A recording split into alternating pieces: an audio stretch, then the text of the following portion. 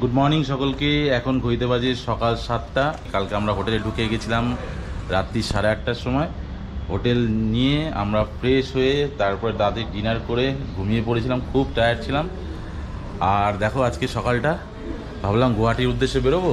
দেখো পুরো মেঘলা ওয়েদার, সকালে ঝমঝমিয়ে বৃষ্টি হচ্ছিল আর এখন বৃষ্টিটা থেমেছে। তো আমরা বেরোবো, সবাইকে বলা হয়েছে তাড়াতাড়ি রেডি হয়ে 8:30টার মধ্যে বেরিয়ে যাবো।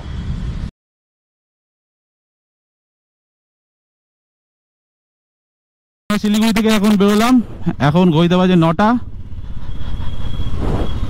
আমার ডান দিকে হচ্ছে তেনজিং নড়গে বাস স্ট্যান্ড। তো আমরা যেই সময় বেরোলাম এই সময় শিলিগুড়িতে প্রচুর ট্রাফিক থাকে। যারা ভাবছো শিলিগুড়ি থেকে কোথাও যাবে তখন আর্লি মর্নিং বেরিয়ে যাওয়াটাই বেটার, কারণ সকাল সকাল একদম রাস্তা ক্লিয়ার থাকে। তো আমরা যে রুট দিয়ে যাচ্ছি সেটা হচ্ছে ময়নাগুড়ি, জলপাইগুড়ি, ধূপগুড়ি হয়ে তারপরে বীরপাড়া, বানারহাট। তো রাস্তার কন্ডিশন ভালো, সিঙ্গেল লেন, এখনো ডবল লেন হয়নি। তো আমরা ডবল লেন পেয়ে গেলাম। আমরা একটা ভালো লোকেশন দেখে দাঁড়াবো ব্রেকফাস্ট করার জন্য, সেটাই খোঁজা হচ্ছে। একটু আমরা সবাই স্লো করলাম, দেখা যাক। তো আমরা একটা খুব সুন্দর লোকেশনে ব্রেকফাস্ট করতে দাঁড়ালাম। দেখো কল্যাণ ধাবা, আমাদের সব বাইক পার্কিং হয়ে গেছে আর এখানেও বসার জায়গা আছে।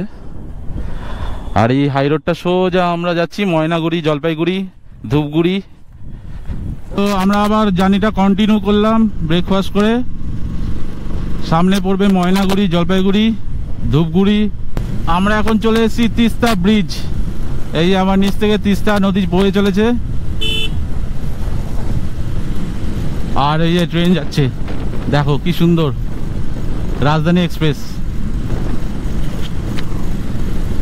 তিস্তা নদীর জল আছে মোটামুটি ভালোই। আর এদিকে কদিন ধরে বৃষ্টি হচ্ছে, ওই জন্য পুরো ভরা জলে। আমার পিসি বাড়ি হচ্ছে ধূপগুড়িতে। ছোটবেলা অনেকবার গিয়েছিলাম এই তিস্তা ব্রিজের ওপর দিয়ে। আমার দারুণ লাগে এই তিস্তা ব্রিজটা, এই রেল ব্রিজ ওইটা। কাকা ডাব কত দাদা? ডাব ডাব কত? আর এটা? হ্যাঁ, এই সবাই ডাব খাচ্ছে।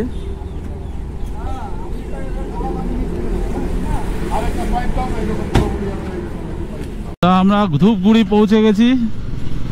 এখান থেকে আমরা স্ট্রেট নেব। এই হচ্ছে ধূপগুড়ি মোড়। ডান দিকে গেলে ফালাকাটা আর সোজা গেলে গুয়াহাটি। রাস্তাটা একবার দেখো কি সুন্দর লাগছে। আর এখানে আমার পিসি বাড়ি, আমি অনেকবার এসেছি এই নদীর পাশে এই দিকটায়। আর এই জায়গাটার নাম হচ্ছে আংরাবাসা। এটা আমি জানি, অনেকবার আসা হয়েছে, কিন্তু এখন পিসেমশাই কেউ আর বেঁচে নেই। দাদারা রয়েছে ধূপগুড়িতে। এই যে এই জায়গাটার নাম হচ্ছে আংরাবাসা।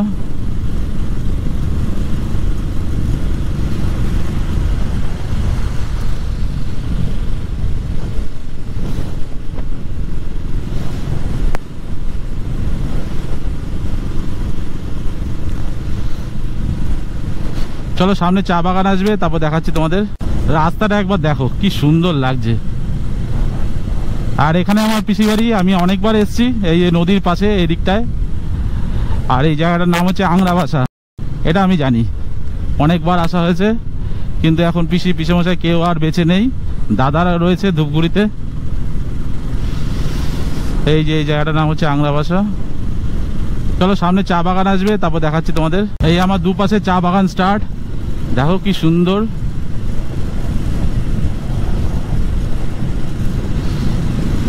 এই পাশেও চা বাগান আর এই সাইডেও চা বাগান।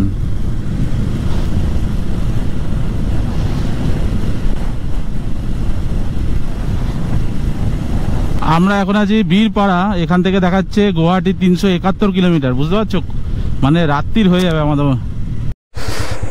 আমরা দেখো কোথায় চলে এসেছি, খুব সুন্দর একটা লোকেশনে।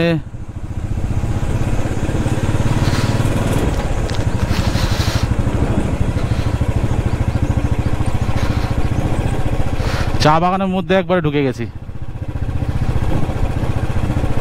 দারুণ দারুণ।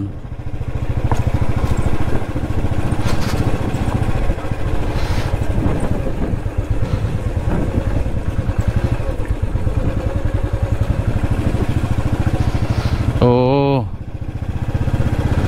ও ভাই কি সুন্দর লাগছে।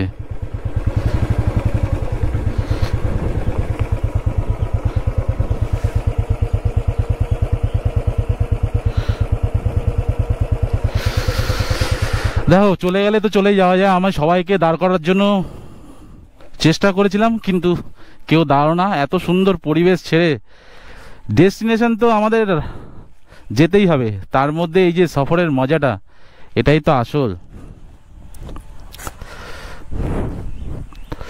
দেখো কি সুন্দর পরিবেশ।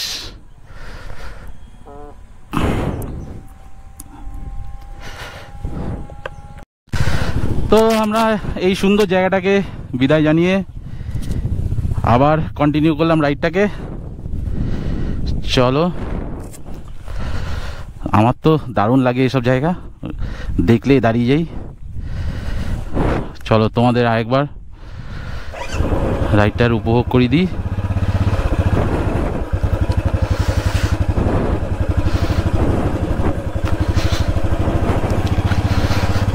দেখো কি সুন্দর ওয়াটার ক্রসিং, সবই হলো, ওয়াটার ক্রসিংও হলো।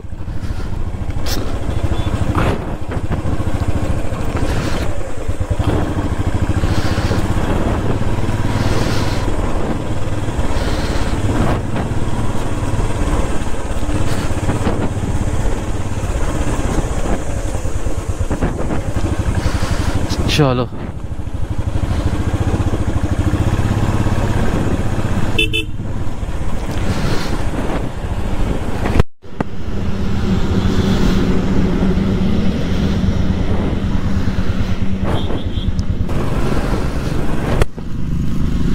এখানে মাইল ফলকে দেখাচ্ছে গুয়াহাটি এখনো 363 কিলোমিটার, আলিপুরদুয়ার 50।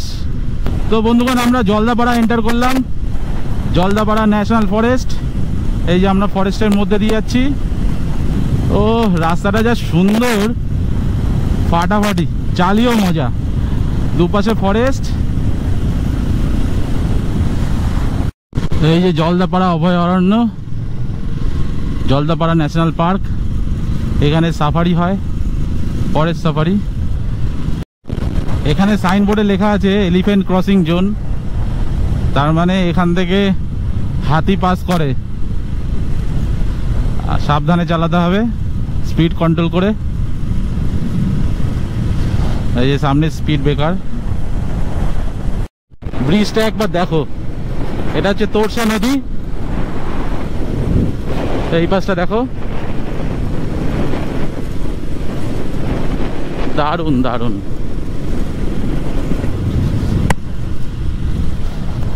দারুণ, এর জন্যই তো এত দূর ছুটে আসা কলকাতা থেকে। দেখো কি সুন্দর, পুরো গ্রিনারি গ্রিনারি চারপাশে। অনেক দিনের স্বপ্ন ছিল তোমাদের এ ভাই এরকম রাস্তা এক্সপ্লোর করবে, এরকম রাস্তায় আসবে, ঘুরবে, তাও আবার নিজের গাড়ি নিয়ে। তো সেই স্বপ্নটা আজকে আমার ফুলফিল হলো। তো এক এক করে সবই, অনেক স্বপ্ন আছে, তোমরা সাথে থাকলে সবই সম্ভব হবে। এখানে কদিন ধরে বৃষ্টি হচ্ছিল, তো আজকে আমরা বৃষ্টি পাইনি। দেখো রাস্তার কি অবস্থা, বাপরে বাপরে বাপরে, এ তো পুকুর হয়ে গেছে।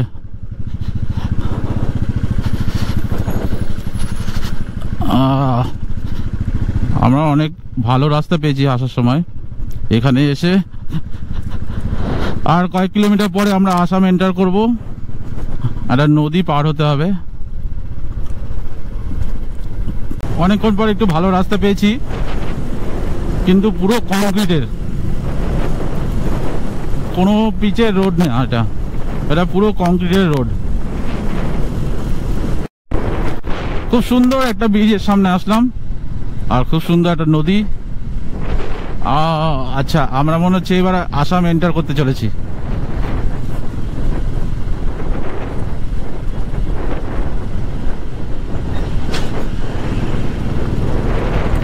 আসাম বর্ডার হয়তো সামনেই।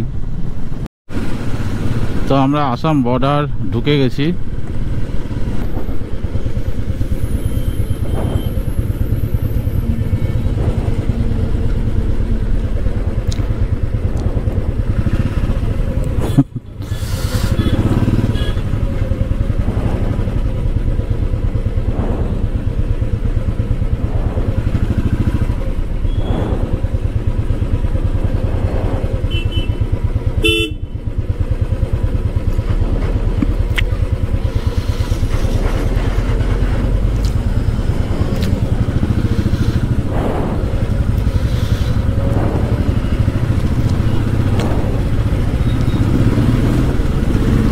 আসাম বর্ডার ক্রস করলাম, আর দেখতেই পারলে কি হলো এক্ষুনি, তোমার বুঝে নাও এবার।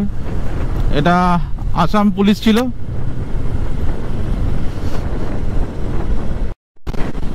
দেখো আমাদের রাইডারদের,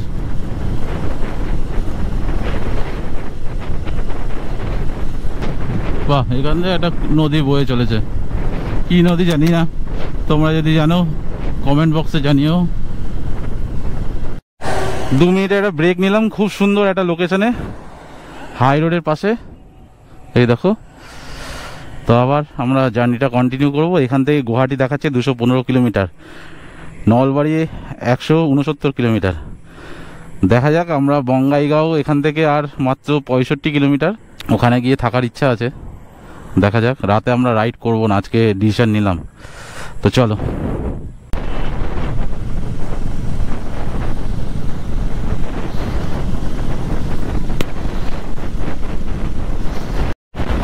বঙ্গাইগাঁও এখান থেকে আর মাত্র 20 কিলোমিটার। রাস্তা এখনো পর্যন্ত দারুণ, পুরো মাখনের মতো। মাঝে মাঝে একটা মানে ব্রিজগুলো, যেগুলো নদী নালার ব্রিজ, ওই ব্রিজগুলোতে একটু এবড়ো খেবড়ো।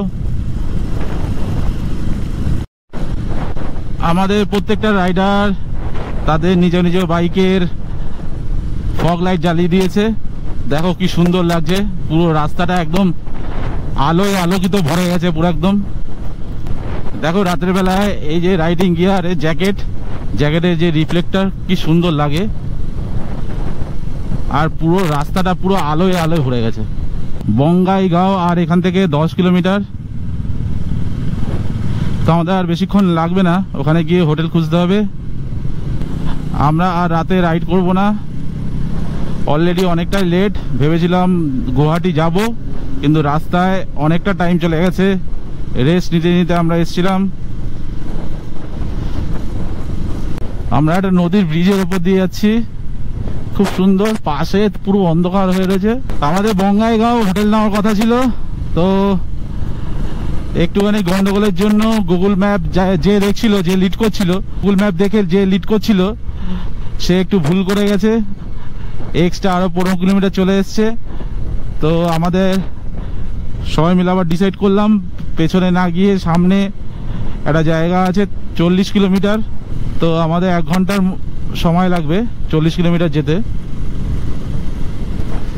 ওখানে হোটেল আছে অনেকগুলো, ওখানে গিয়ে দেখি কি হোটেল পাওয়া যায়। চলো। আমরা এখন একটা গেস্ট হাউসে এসেছি, আতিথ্য গেস্ট হাউস। এখানে আমরা আজ স্টে করব। তো চলো রুমটাও দেখাবো। ফাইনালি আমরা হোটেলে পৌঁছে গেছি। এই হচ্ছে রুম, এসি রুম। 1400 টাকা নিল, 3 জন শেয়ারিং, খুব চিপ রেটে পেয়ে গেছি। এখন আমরা ডিনার করতে যাবো, ফ্রেশ হয়ে ডিনার করে এসে পুরো রেস্ট। কালকে আমাদের গুয়াহাটি যেতে হবে।